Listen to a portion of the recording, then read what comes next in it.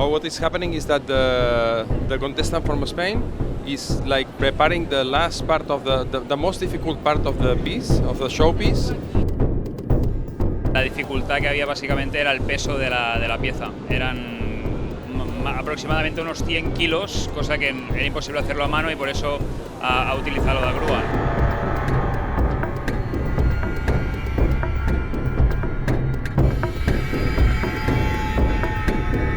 This is like a tension, a very tension and emotional moment.